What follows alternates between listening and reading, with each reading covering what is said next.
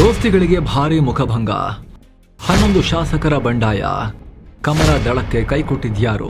ಸ್ನೇಹಿತರೆ, ಕರ್ನಾಟಕ ರಾಜಕಾರಣದಲ್ಲಿ ಈಗ ದೊಡ್ಡ ಭೂಕಂಪ ಸೃಷ್ಟಿಯಾಗಿದೆ. ವಿಧಾನ ಪರಿಷತ್ ಎಲೆಕ್ಷನ್ ರಿಸಲ್ಟ್ ಜೆಡಿಎಸ್ ಬಿಜೆಪಿ ಮೈತ್ರಿಗೆ ಭಾರಿ ಶಾಕ್ ಕೊಟ್ಟಿದೆ. ಡಿಕೆಶಿ ಕರ್ನಾಟಕದ ಅಮಿತ್ ಶಾ ಆಗಿ ಎಮರ್ಜ್ ಆಗ್ತಾ ಇದ್ದಾರೆ. ಬಿಜೆಪಿಗೆ ಅವರದ್ದೇ ಔಷಧಿಯ ರುಚಿಯನ್ನ ತೋರಿಸ್ತಾ ಇದ್ದಾರೆ. ಕಮಲ ಮಾಡ್ತೀವಿ ಕುಯ್ತೀವಿ ಅಂತ ಬರ್ತಾ ಇದ್ದ ಬಿಜೆಪಿಗೆ ದೇಶಾದ್ಯಂತ ಕರ್ನಾಟಕದಲ್ಲಿ ಡಿಕೆ ಶಿವಕುಮಾರ್ ಕೈಯಲ್ಲಿ ಬ್ಲೇಡ್ ತಗೊಂಡು ಕೊಯ್ದು ಬಿಟ್ಟಿದ್ದಾರೆ, ಆಪರೇಷನ್ ಮಾಡಿಬಿಟ್ಟಿದ್ದಾರೆ. 7 ಸ್ಥಾನಗಳ MLC ಎಲೆಕ್ಷನ್ ನಲ್ಲಿ ಲೆಕ್ಕಾಚಾರದ ಪ್ರಕಾರ ಕಾಂಗ್ರೆಸ್ 4, ಬಿಜೆಪಿ 2 ಹಾಗೂ ಜೆಡಿಎಸ್ 1 ಸ್ಥಾನ ಗೆಲ್ಲಬೇಕಾಗಿತ್ತು. ಎಲ್ಲರೂ ಸೇಫ್ ಆಗಿದ್ದೀವಿ ಅಂತಾನೆ ಬಹಳ ಕಾನ್ಫಿಡೆಂಟ್ ಆಗಿದ್ರು. ಆದ್ರೆ ರಿಸಲ್ಟ್ ಬಂದಾಗ ಆಗಿದ್ದೇ ಬೇರೆ. ಒಂದ್ ಕಡೆ ಜೆಡಿಎಸ್ ಕ್ಯಾಂಡಿಡೇಟ್ ಅಕ್ಷರಶಃ ಕ್ಲೀನ್ ಬೋಲ್ಡ್ ಆಗಿದ್ರೆ, ಇನ್ನೊಂದ್ ಕಡೆಗೆ ಗೆಲ್ಲೋ ಚಾನ್ಸೇ ಇಲ್ಲ ಅಂದುಕೊಂಡಿದ್ದ ಕಾಂಗ್ರೆಸ್ನ 5ನೇ ಅಭ್ಯರ್ಥಿ ವಿನಯ್ ಕಾರ್ತಿಕ್ ಗೆದ್ದೇ ಬಿಟ್ಟಿದ್ದಾರೆ. ಯಾರು ಊಹೆ ಮಾಡದ ರೀತಿಯಲ್ಲಿ 11ಕ್ಕೂ ಅಧಿಕ NDA ಶಾಸಕರು ಕ್ರಾಸ್ ವೋಟಿಂಗ್ ಮಾಡಿದ್ದಾರೆ. ತಮ್ಮದೇ ಪಕ್ಷಕ್ಕೆ ಕೂಟಕ್ಕೆ ಒಳಗಿನಿಂದಲೇ ಗೂಟ ಹೊಡೆದಿದ್ದಾರೆ. ಹಾಗಿದ್ರೆ ರಾತ್ರೋರಾತ್ರಿ ಕಮಲ ದಳಕ್ಕೆ ಕೈ ಕೊಟ್ಟ ಆ 11ಕ್ಕೂ ಅಧಿಕ ಶಾಸಕರು ಯಾರು? ಅವ್ರನ್ನ ಸೆಳೆಯೋಕೆ ಡಿಕೆ ಆಡಿದ ಆಟ ಆದ್ರೂ ಏನು? ಬನ್ನಿ, ರಾಜ್ಯ ರಾಜಕಾರಣದ ಇನ್ನು ಜನ ತಲೆ ಕೆರ್ಕೊಂಡು ಯೋಚನೆ ಮಾಡ್ತಿದ್ದಾರೆ ಹೆಂಗಾಯ್ತು ಅಂತ ಹೇಳಿ. ಅದನ್ನ ಕಂಪ್ಲೀಟ್ ಅರ್ಥ ಮಾಡ್ಕೊಳ್ಳೋ ಪ್ರಯತ್ನ ಮಾಡೋಣ. ಉಲ್ಟಾ ಹೊಡೆದ ಲೆಕ್ಕಾಚಾರ, ಕೈ ಕೊಟ್ಟ ಸ್ವಂತ ಶಾಸಕರು, ಖಾಲಿ ಇದ್ದ ಸ್ಥಾನಗಳು 7 ಪರಿಷತ್ನಲ್ಲಿ. ಒಬ್ಬ ಅಭ್ಯರ್ಥಿ ಗೆಲ್ಲಬೇಕು ಅಂತ ಹೇಳಿದ್ರೆ ಅವರಿಗೆ ಮೊದಲ ಪ್ರಾಶಸ್ತ್ಯದ ಫಸ್ಟ್ ಪ್ರಿಫರೆನ್ಸ್ ನ 28 ವೋಟ್ಸ್ ಬೇಕೇ ಬೇಕು. ಕನ್ಫ್ಯೂಸ್ ಆಗಬೇಡಿ, ಬಿಡಿಸಿ ಹೇಳ್ತೇವೆ. ಇದು ನಾರ್ಮಲ್ ಎಲೆಕ್ಷನ್ ರೀತಿ ಅಲ್ಲ, ಸ್ವಲ್ಪ ಡಿಫ್ರೆಂಟ್. ನಿಮಗೆ ಗೊತ್ತಿರೋ ಹಾಗೆ ಇಲ್ಲಿ ನಮ್ಮ ವಿಧಾನಸಭೆಯ ಶಾಸಕರು ವೋಟ್ ಮಾಡ್ತಾರೆ. EVM ಮಷಿನ್ ಇರೋದಿಲ್ಲ, ಬದಲಾಗಿ ಒಂದು ಬ್ಯಾಲೆಟ್ ಪೇಪರ್ ಕೊಡ್ತಾರೆ. ಶಾಸಕರು ಬರೀ ಒಂದೇ ಒಂದು ಬಟನ್ ಒತ್ತೋ ಬದಲು ಇವರು ನನ್ನ ಫಸ್ಟ್ ಚಾಯ್ಸ್, ಇವರು ನನ್ನ ಸೆಕೆಂಡ್ ಚಾಯ್ಸ್, ಇವರು ನನ್ನ ಥರ್ಡ್ ಚಾಯ್ಸ್ ಅಂತ ಹೇಳಿ ಪೇಪರ್ ಮೇಲೆ 1, 2, 3 ಅಂತ ನಂಬರ್ ಬರೀಬೇಕು. ಇದನ್ನೇ ಪ್ರಾಶಸ್ತ್ಯ ಅಥವಾ ಪ್ರಿಫರೆನ್ಸ್ ಅಂತ ಹೇಳೋದು. ಒಬ್ಬ ಕ್ಯಾಂಡಿಡೇಟ್ ಗೆಲ್ಲಬೇಕು ಅಂದ್ರೆ ಇಷ್ಟು ವೋಟ್ ಬರಲೇಬೇಕು ಅಂತ ಒಂದು ಮ್ಯಾಜಿಕ್ ನಂಬರ್ ಫಿಕ್ಸ್ ಆಗಿರುತ್ತೆ. ಈ ಸಲದ ಎಲೆಕ್ಷನ್ ನ ಮ್ಯಾಜಿಕ್ ನಂಬರ್ 28. ಇದು ಹೇಗೆ ಬಂತು?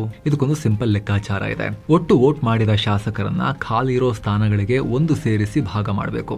ಬಂದ ಉತ್ತರಕ್ಕೆ ಮತ್ತೆ ಪ್ಲಸ್ ಸೇರಿಸಿದ್ರೆ ಅದೇ ಮ್ಯಾಜಿಕ್ ನಂಬರ್. ಅಂದ್ರೆ ಈ ಸಲ 222 ಶಾಸಕರು ವೋಟ್ ಮಾಡಿದ್ರು.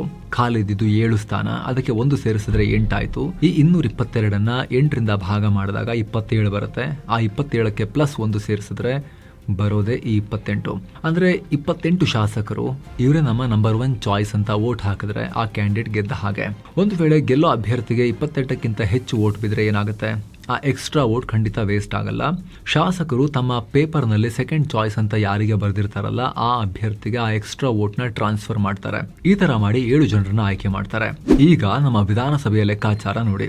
ಪಾರ್ಟಿಗಳ ಬಲಾಬಲ ನೋಡಿದ್ರೆ ಕಾಂಗ್ರೆಸ್ ಬಳಿ 135, ಬಿಜೆಪಿ ಬಳಿ 64, ಯತ್ನಾಳ್ ಸೇರಿಸಿ ಸೋಮಶೇಖರ್ ಹೆಬ್ಬಾರ್ ಬಿಟ್ಟು 64 ಹಾಗೂ ಜೆಡಿಎಸ್ ಬಳಿ 18 ಶಾಸಕರು. ಈ ಲೆಕ್ಕಾಚಾರದ ಪ್ರಕಾರ ಕಾಂಗ್ರೆಸ್ ತನ್ನ 4 ಅಭ್ಯರ್ಥಿಗಳನ್ನ ಆರಾಮಾಗಿ ಗೆಲ್ಲಿಸಬಹುದಾಗಿತ್ತು. ಇನ್ನು ಬಿಜೆಪಿ ತನ್ನಿಬ್ಬರು ಅಭ್ಯರ್ಥಿಗಳನ್ನ ಗೆಲ್ಲಿಸೋಕೆ 56 ವೋಟ್ಸ್ ಹಾಕಿತ್ತು. ತಮ್ಮ ಬಳಿ ಉಳಿಯುವ 8 ಎಕ್ಸ್ಟ್ರಾ ವೋಟ್ಸ್ ಅನ್ನ ಜೆಡಿಎಸ್ಗೆ ಟ್ರಾನ್ಸ್ಫರ್ ಮಾಡೋದು ದೋಸ್ತಿಗಳ ಪ್ಲಾನ್ ಆಗಿತ್ತು.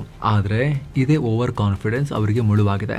ಬಿಜೆಪಿಯ 2 ಕ್ಯಾಂಡಿಡೇಟ್ಗಳಿಗೆ ಒಟ್ಟು 56 ಮತ ಬಿದ್ದಿದೆ ನಿಜ. ಆದ್ರೆ ಉಳಿದ 8 ವೋಟ್ಗಳು ಜೆಡಿಎಸ್ಗೆ ಹೋಗೋ ಬದಲು ಕ್ರಾಸ್ ಆಗಿವೆ. ಜೊತೆಗೆ ಜೆಡಿಎಸ್ ಪಾಳೆಯದಲ್ಲೂ 4 ಶಾಸಕರು ಕೈಕೊಟ್ಟಿದ್ದಾರೆ. ಪರಿಣಾಮ ಕಾಂಗ್ರೆಸ್ನಿಂದ ಬರೋಬ್ಬರಿ 5 ಅಭ್ಯರ್ಥಿಗಳು ದಿಗ್ವಿಜಯ ಸಾಧಿಸಿದ್ದಾರೆ. BK ಹರಿಪ್ರಸಾದ್, ಶಿವಣ್ಣ ಮಳವಳ್ಳಿ, ತಿಪ್ಪಣ್ಣಪ್ಪ ಕಾಮಕನೂರ್, PV ಮೋಹನ್ ಜೊತೆಗೆ ಇಂಟ್ರೆಸ್ಟಿಂಗ್ಲಿ ವಿನಯ್ ಕಾರ್ತಿಕ್ ಕೂಡ ಗೆದ್ದಿದ್ದಾರೆ. ಇನ್ಫ್ಯಾಕ್ಟ್ ಇವರಿಗೆ ಅತಿ ಹೆಚ್ಚು 32 ವೋಟ್ಸ್ ಬಿದ್ದುಬಿಟ್ಟಿವೆ. ಬಿಜೆಪಿಯಿಂದ ಲಿಂಗರಾಜ್ ಪಾಟೀಲ್ ಮತ್ತು ರಘು ಕೌಟಿಲ್ಯ ಇಬ್ಬರಿಗೆ ಗೆಲುವು ಸಿಕ್ಕಿದೆ.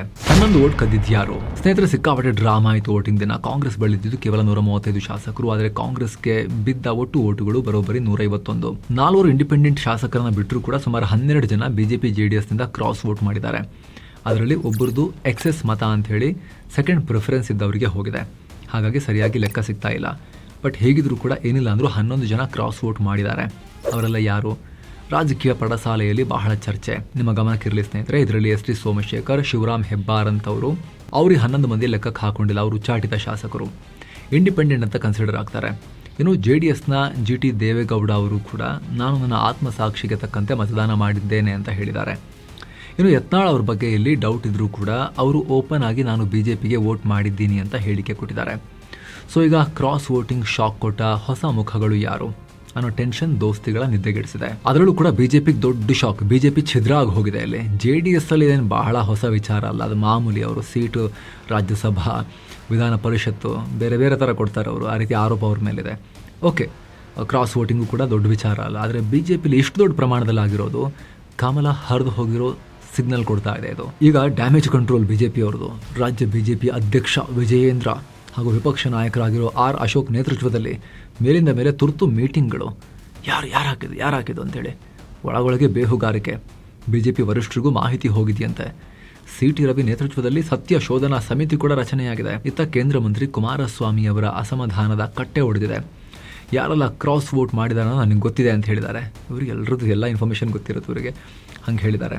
ಇದ್ರ ಬಗ್ಗೆ ನಮಗೆ ತೀವ್ರ ಅಸಮಾಧಾನ ಇದೆ ಅಂತ ಹೇಳಿದ್ದಾರೆ. ಜೊತೆಗೆ ಬಿಜೆಪಿ JDS ಮೈತ್ರಿಗೂ ಬೆಟ್ ಬೀಳ್ಬೋದು. JDS ಕ್ಯಾಂಡಿಡೇಟ್ ಹಾಕಕ್ಕೆ ಬಿಜೆಪಿ ಅವರು ಸಪೋರ್ಟ್ ಮಾಡಬೇಕಾಗಿತ್ತಲ್ಲ, ಅದರಲ್ಲಿ ಅವ್ರದ್ದು ಕ್ರಾಸ್ ವೋಟ್ ಆಗಿದೆ, JDS ಅವ್ರದ್ದು, ಬಿಜೆಪಿದು ಬಿದ್ದಿಲ್ಲ. ಸೊ ಸ್ವಲ್ಪ ಒಳಗೊಳಗೆ ಈಗ ಮೈತ್ರಿಕೂಟಕ್ಕೆ ಇರುಸು ಮುರುಸಾಗತ್ತೆ ಈಗ ಇಲ್ಲಿ. ಇನ್ನು ಸ್ನೇಹಿತರೆ, ಮುಂದುವರಿಯುವ ಮುನ್ನ ಮಧುರೈ, ಕನ್ಯಾಕುಮಾರಿ, ರಾಮೇಶ್ವರಂ, ಅನಂತ ಪದ್ಮನಾಭ ಸ್ವಾಮಿ ಸೇರಿ ತಮಿಳುನಾಡು, ಕೇರಳದ ಎಲ್ಲ ಅದ್ಭುತ ಜಾಗಗಳಿಗೆ ಪ್ರವಾಸ ಇದೆ.